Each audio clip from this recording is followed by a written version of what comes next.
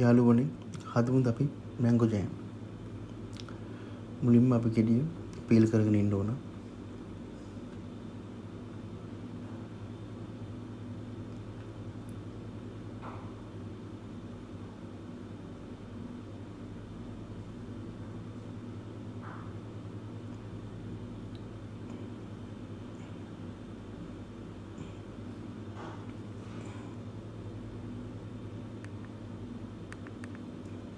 ඊට පස්සේ පොඩි කෑලි වලට අපි කපා ගන්නවා.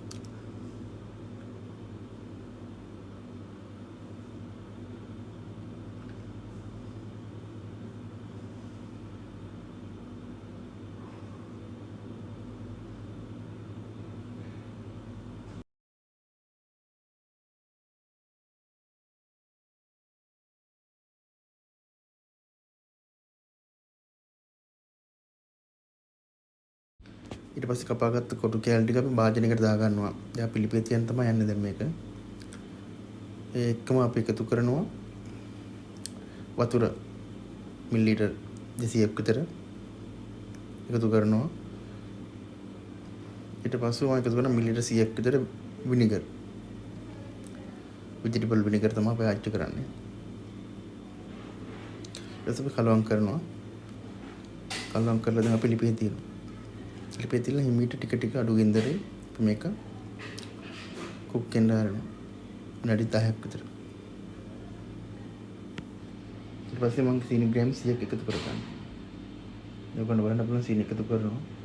ඒක ටික ටික හිමීට අඩු ටික ටික කලවම් කරගන්න ඕන අඩු ගින්දරේ.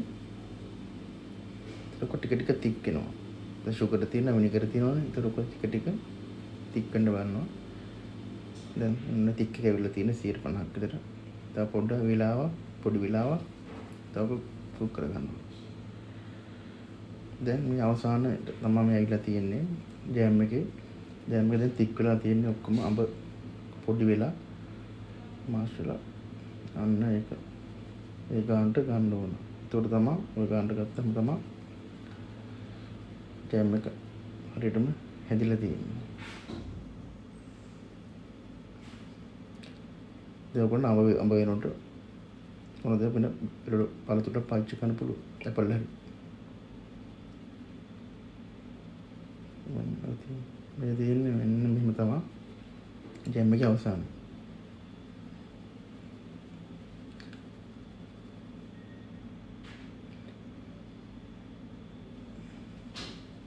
රස බලන්න කියලා ගත්තේ මම. ඇත්තම රසයි.